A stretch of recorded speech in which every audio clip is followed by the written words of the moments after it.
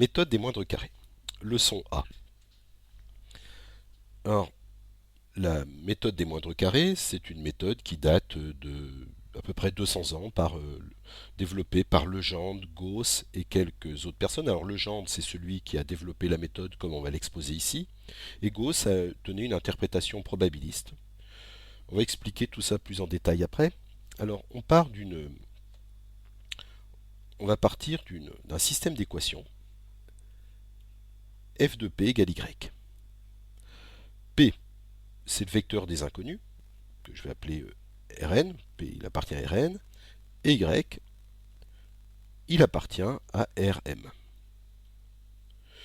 On n'a donc pas forcément le même nombre d'équations que d'inconnus. On va supposer ici que n est plus petit que m, plus petit ou égal. C'est-à-dire qu'on a un système surcontraint avec plus d'équations que d'inconnus. Alors en quoi c'est intéressant? Parce que à chaque fois qu'on va avoir dans un système, à chaque fois qu'on va avoir une mesure, on va avoir une équation. Et en général, on a beaucoup plus de mesures que de nécessaire. Donc m, c'est le nombre de mesures.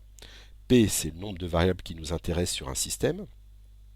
Et d'où le côté surcontraint du fait qu'on ait plus de mesures. Alors quel est le lien avec le filtre de Kalman? Le filtre de Kalman, c'est un système qui résout des équations de façon dynamique. C'est-à-dire que on a un système qui bouge.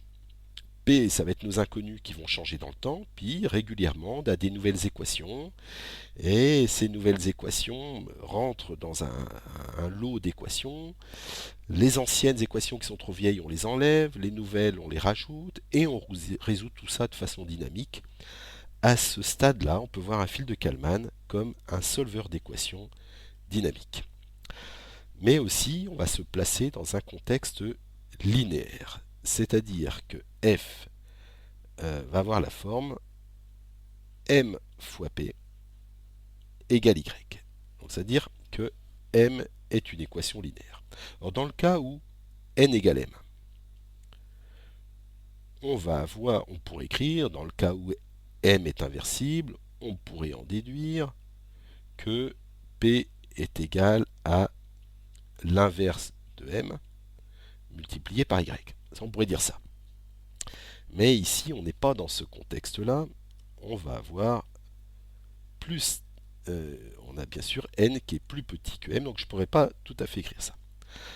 Alors on va se placer dans un contexte, on va déjà présenter quelques notions mathématiques qui vont nous intéresser, et ça va être les fonctions quadratiques. Alors je vais, première section, ça va être les fonctions quadratiques.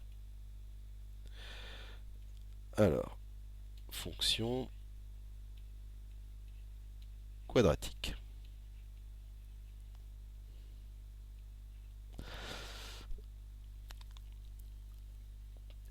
Qu'est-ce qu'une fonction quadratique?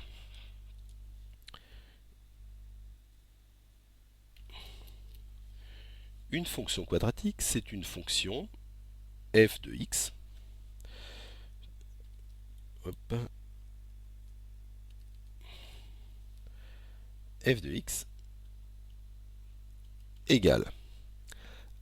Alors elle s'exprime sous la forme x transpose fois une matrice Q fois le vecteur x plus Lx plus une constante.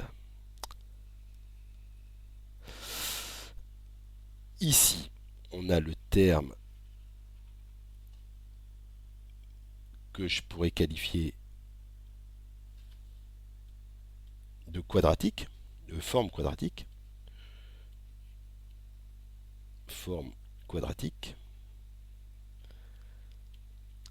Ça, c'est un terme linéaire. Alors, c'est le terme linéaire. Et l'ensemble qu'on a ici, c'est la composante affine. C'est aussi une forme affine. Donc, ça, c'est le affine. Affine, c'est linéaire plus une constante. X appartient à Rn. Et f, c'est une fonction qui va de Rn dans R. Voilà ce que c'est qu'une fonction quadratique. Alors je vais essayer de donner un petit exemple. Exemple. Je prends n égale 2, c'est-à-dire j'ai f de x1, x2 égale. Je vais avoir, par exemple, 2x1 au carré moins 6x1, x2 plus x2 carré. Alors ça, c'est les termes quadratiques. Moins 2x1 plus x2 plus 1. Voilà un exemple. Ici, ça correspond au terme c. Ça correspond à L fois X. Et ici, les termes quadratiques, on peut les mettre sous la forme X transpose fois Q fois X. Alors je vais essayer d'écrire ça, de voir un peu comment on peut faire ça. Ici, égale. Alors je vais essayer de le mettre sous forme matricielle. On a ici x1, x2 qui correspond à x transpose. Je pourrais écrire ici 2 moins 6, 0, 1 fois x1, x2. Ça correspond à x. Ensuite, ici, plus moins 2, 1 fois le vecteur x, plus 1. Très bien, j'aurais pu écrire ça. Mais j'aurais pu aussi écrire, ici à la place de moins 6, si je développe, en effet, je vais voir apparaître mon moins 6, x1, x2. Mais j'aurais pu écrire aussi à la place de ça, moins 3, et ici, moins 3. J'aurais fait apparaître moins 3, x1, x2, et moins 3, x2, x1. Et comme la multiplication commute, je retrouve bien mon 6, x1, x2. Ben pour que l'écriture soit unique, on va supposer que cette matrice Q, elle est symétrique. Alors ainsi, non seulement l'écriture est unique, mais on va voir plus tard qu'on peut donner une interprétation en termes de vecteurs propres, de valeurs propres, qui nous sera bien pratique. Alors maintenant, on va s'intéresser à la dérivée d'une fonction quadratique. Alors pourquoi? Parce qu'on va chercher à les minimiser pour chercher à résoudre des équations. Alors on verra ça plus tard, pourquoi on va chercher à les minimiser. Mais reprenons la fonction quadratique qu'on avait initialement, celle-là, puis on va essayer de la dériver. Alors f, c'est une fonction qui va ici de R2 dans R. Donc on s'attend à avoir une matrice qui correspond, c'est-à-dire une matrice ligne, comme ça avec deux éléments. La dérivée, ce sera ce qu'on appelle classiquement la matrice jacobienne, JF, avec deux éléments. Alors, je vais l'écrire là. df sur dx, cette matrice jacobienne, en un point x. Alors, c'est égal. Alors, ici, je vais avoir d rond f sur d rond x1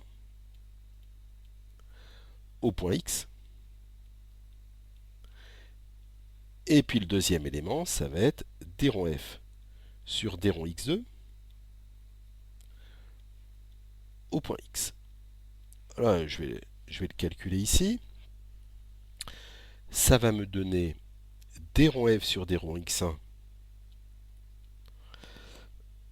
Alors, ça va me donner ici 4x1. Alors, du fait de ce terme-là. Ensuite, ici, je vais obtenir, du fait de ce terme-là, moins 6x2. Et puis, le moins 2 qui est là. Et pour le deuxième terme, pareil, je vais obtenir moins 6x1 plus de x2 plus 1. Et puis bien évidemment, la constante n'intervient pas. Bon, si je m'intéresse maintenant au cas plus général, f de x, alors je vais prendre uniquement le terme quadratique d'une forme quadratique, donc x transpose qx, et puis je vais essayer de calculer la dérivée, plutôt que de le faire terme à terme, qui ici ça va bien parce que j'ai une expression complètement développée, mais maintenant je vais revenir à cette situation-là. Alors comment est-ce que je vais pouvoir obtenir l'expression pour la dérivée? Alors je fais un rappel qui me dit que si j'ai une fonction f en général,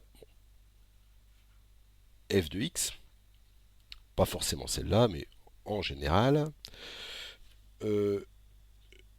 je peux faire un développement de Taylor à l'ordre 1 en prenant une petite modification plus delta x. C'est égal à f au point x plus la dérivée df sur dx au point x.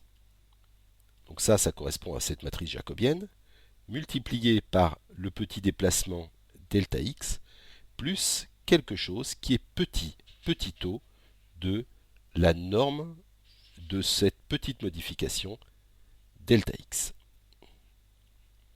Donc ça, c'est le développement de Taylor à l'ordre 1. Ça, c'est la matrice jacobienne. Et ce développement, je sais, bon, d'après les mathématiques, que ce développement est unique. Donc ça, c'est la matrice jacobienne JF. Donc, si j'applique ce développement à ma fonction f de x, ce que je vais faire maintenant, j'obtiens f de x plus delta x égale, donc attention, c'est celle-là que je considère, c'est plus une fonction générale, c'est celle-là. Donc je vais obtenir ici le x, je remplace par quelque chose de transpose, fois q, fois x, alors ici je vais avoir x plus delta x, et puis ici, x plus delta x. Je fais le développement. Donc si je fais le développement, j'obtiens x transpose qx plus x transpose q delta x plus delta x transpose qx plus delta x transpose q delta x. Voilà le développement. Donc ce terme-là qu'on voit ici, ça correspond bien à f de x. Ce terme-là, c'est la transposée de celui-là. En effet, si je transpose, au niveau de la multiplication, je rappelle que, alors je rappelle ici par exemple, que si j'ai A fois B dans les matrices, A fois B transpose, c'est égal à B transpose fois A transpose. Donc je suis obligé de permuter. Mais ce terme-là, bien évidemment, si je transpose, j'obtiens celui-là. Mais c'est des scalaires, c'est-à-dire que pour les scalaires, je vais avoir, si je prends un élément de R, par exemple, A transpose égale A, dans le cas où c'est un scalaire, et c'est le cas ici. C'est-à-dire que cette quantité-là appartient à R, tout comme F. Donc cette quantité-là et cette quantité-là sont toutes les deux égales. J'obtiens donc 2 x transpose q fois x. Et ce terme-là, que je vois ici, il est... Alors c'est que des termes qui multiplient la petite modification delta x avec des delta x, donc c'est négligeable, c'est un petit o devant la norme de x, devant la norme de delta x. Donc je retrouve ici cette partie-là, je la retrouve ici. Ça, je le retrouve ici. Hop, ici, excusez-moi, j'ai oublié le delta x. Le delta x qui est là, je le retrouve là, et j'en déduis donc que ce que j'ai ici, comme l'écriture est unique, c'est forcément égal à ça. J'en déduis donc une expression sur la dérivée qui me dit tout simplement que la dérivée de f par rapport à x au point x, c'est égal à 2x transpose fois q. Voilà. Mais attention, j'ai utilisé ici une propriété lorsque j'ai dit que ce terme-là, c'était le transposé de celui-là. Bien sûr, j'aurais dû avoir un Q transpose, mais j'ai utilisé aussi le fait que Q était symétrique. Donc bien sûr, ce résultat n'est valable que si j'ai une écriture avec Q qui est symétrique. Si je considère une fonction quadratique donnée par cette forme-là, avec Q qui est symétrique, suivant les valeurs propres. Alors qu'est-ce qu'on peut dire sur les valeurs propres de Q? Puisque Q est symétrique, on sait que forcément, elle est carrée, ses valeurs propres sont réelles. Alors ça, je vais le noter parce que c'est important. Les valeurs propres sont forcément réelles. Elles ne peuvent pas avoir une composante imaginaire. Les vecteurs propres sont forcément orthogonaux. Ça, c'est une caractéristique des matrices symétriques. En revanche, alors elles peuvent être positives comme elles peuvent être négatives. Alors si jamais elles sont positives et que je trace f de x, on va avoir, alors je vais essayer de la représenter ici graphiquement, on va avoir ici dans l'espace de départ x1, x2, et puis ici, ça va correspondre à f. Alors si jamais les valeurs propres que je vais appeler par exemple les lambda i, si jamais les lambda 1, lambda 2 sont positives par exemple, on va avoir ici une courbe qui va avoir cette forme-là. Donc on va avoir un minimum pour ma fonction f, qui en fait je vais pouvoir calculer en annulant la dérivée. Et on dit que la forme quadratique que vous avez ici est définie positive. Donc c'est le caractère défini positif. Et on va souvent noter, donc défini parce que le déterminant de Q est non nul, puisque ses valeurs propres sont strictement positives. Donc défini positive, et les lambda 1 comme lambda 2 sont strictement positifs. On va dire que Q est, on va le définir comme ça, on va l'écrire comme ça, est définie positive. Alors maintenant, une autre situation qui peut apparaître, c'est qu'on va avoir lambda 1, alors ici j'ai toujours x1, x2, toujours ma fonction f, et si jamais j'ai lambda 1 qui est positif, par exemple, et lambda 2 qui est négatif, donc si jamais elles ont des signes différents, je vais avoir euh, non pas cette forme de paraboloïde, mais une forme de poincelle. Alors, pas facile à représenter. Je vais représenter ça comme ça. Hop. Alors, bon, pas facile à représenter. Hein. J'essaye de représenter quelques courbes de niveau. Voilà. En 3D, on a comme un col. Donc ça, cette expression-là et ce point-là correspond à l'endroit où la dérivée s'annule, évidemment. Alors, maintenant, hop, excusez-moi. Maintenant, on va voir la situation où les deux valeurs propres sont négatives. Si jamais j'ai lambda 1, lambda 2 qui sont tous les deux négatifs, alors on va avoir encore une forme de paraboloïde. Et avec ici, je vais avoir x1, x2. Mais on va avoir une courbure qui va être négative à la fois. Donc on va avoir une forme de paraboloïde, mettons comme ça. Là. Hop. Donc une paraboloïde qui est orientée vers le bas. Alors si jamais je regarde les courbes de niveau, alors ça c'est ce qu'on va voir dans un exercice, dans le cas où on a des courbes de niveau, dans le cas où les valeurs propres euh, sont toutes les deux de même signe, on va avoir des courbes de niveau, alors que je vais essayer de représenter ici, qui vont avoir des formes d'ellipses, et donc les projections ici, les courbes de niveau se représentent dans l'espace de départ, on va se retrouver avec des ellipses ici, et des ellipses ici, centrées bien sûr, là où la dérivée s'annule.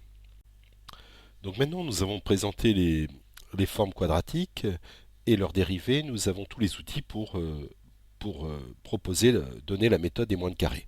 Alors je rappelle qu'on a une équation, un ensemble d'équations à résoudre, de la forme f de p égale y, euh, et on a la dimension de y qui est supérieure à la dimension de x en général.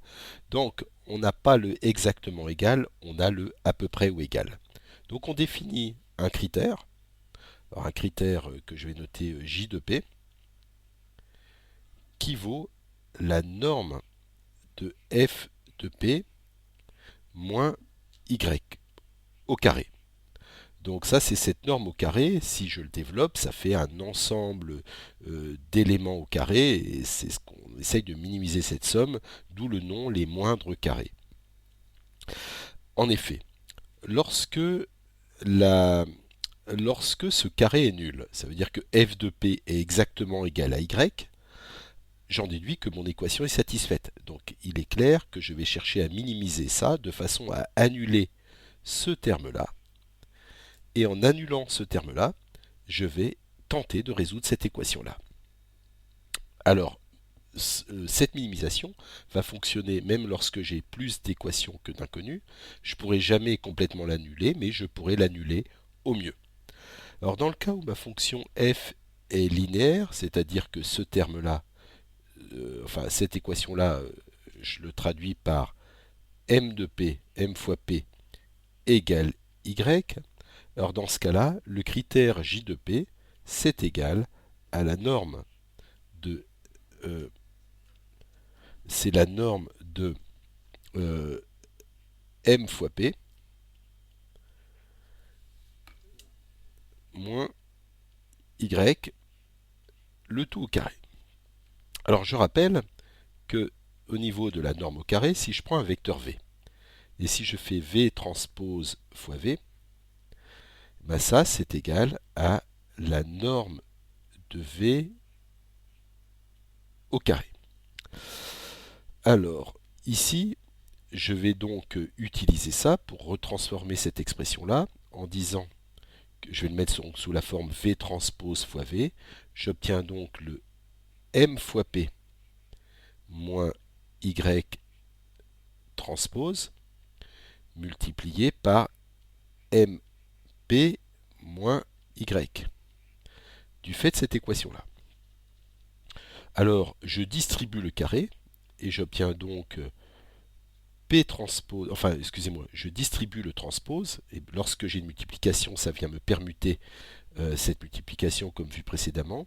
Donc ça ici, ça me donnait M transpose moins Y transpose, toujours multiplié par M fois P moins Y. Maintenant, je développe ce terme-là, je développe le produit, j'obtiens P transpose fois M transpose fois M, P, moins P transpose M, P transpose M transpose Y, moins Y transpose M fois P, moins plus Y transpose Y. Alors, voilà. Maintenant, à nouveau, on voit bien que ce terme-là, alors ce terme-là, c'est un scalaire et c'est le transposé de celui-là. Donc, ces deux-là, je vais le remplacer par moins 2 fois Y transpose, alors je prends un des deux, Y transpose fois M fois P. Voilà. Alors je me retrouve ici avec cet élément-là qui est une matrice Q qui est symétrique et qui en général sera même, enfin aura ses valeurs propres positives. Donc réelles bien sûr puisque c'est symétrique, mais positive du fait d'avoir la structure M transpose fois M. Ensuite ici je me retrouve avec l'élément qu'on avait appelé L précédemment, et puis ici c'est un scalaire que j'appelle C. Donc j'obtiens une fonction qui est quadratique en P. Hop, ça va. Donc euh, je vais donc pouvoir la minimiser de façon à avoir f de p égale y. Alors je vais essayer de résoudre la dérivée de j par rapport à p égale 0. Donc cette dérivée, dire ça, c'est équivalent à dire. Alors là, je prends l'expression sur la dérivée d'une forme quadratique. J'obtiens donc 2p. Alors je vais peut-être l'appeler p chapeau, la solution. Donc ici, je vais mettre au point p chapeau. Donc moins 2p chapeau fois q. Donc q, c'est m transpose fois m. Donc ça correspond à q. Moins 2, alors là, c'est ce qui correspond à L, moins 2 y transpose fois m égale 0. Et lorsque j'ai cette équation qui est satisfaite, eh ben, j'obtiendrai le minimum P chapeau. Donc ça, c'est équivalent à dire que... Alors, je vais passer cet élément de l'autre côté. J'en déduis que... je descends un peu ça. Hop. Donc les deux se simplifient. Celui-là, je le passe de l'autre côté. Ça me donc me donner m transpose fois m. Alors, oui, excusez-moi, ici il y a un transpose quand même. Bon, donc je transpose l'ensemble, j'obtiens m transpose fois m, puisque q est symétrique, fois p chapeau.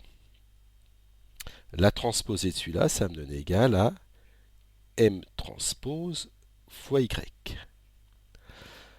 Donc, vous comprenez, alors je vais quand même expliquer ce que je viens de faire.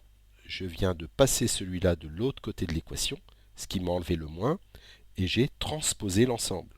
En transposant, je fais apparaître ici un transpose pour y, mais bien sûr, j'ai dû permuter les deux équations du fait que lorsque que les produits, lorsque je les transpose, ça vient les permuter.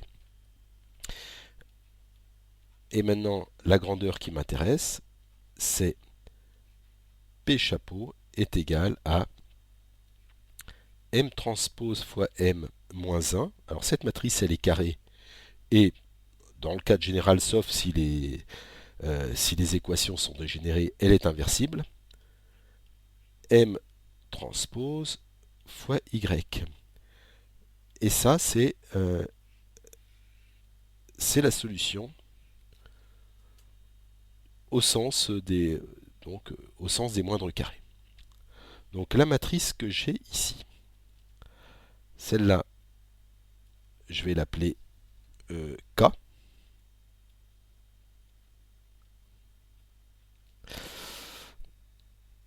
Je l'appelle K. Et je vais... Bon, cette fonction K, si Y correspond à des mesures, c'est ce qu'on va appeler c'est un estimateur. Alors, une fois que euh, j'ai calculé P chapeau, je peux, comme je suis censé avoir l'équation euh, M fois P égale Y, j'en peux en déduire à partir du P chapeau que j'ai trouvé une sorte de Y estimé. Donc Y chapeau est égal à M fois P chapeau. Et ce qui vaut aussi m fois k fois y. Donc, si les équations étaient clairement satisfaites sans erreur, y chapeau devrait être égal à y, mais ce n'est pas tout à fait le cas. Donc y chapeau, ça, bon, c'est ce qu'on va appeler les mesures filtrées. Alors ça, on va mieux le comprendre dans les exercices. Mesures filtrées.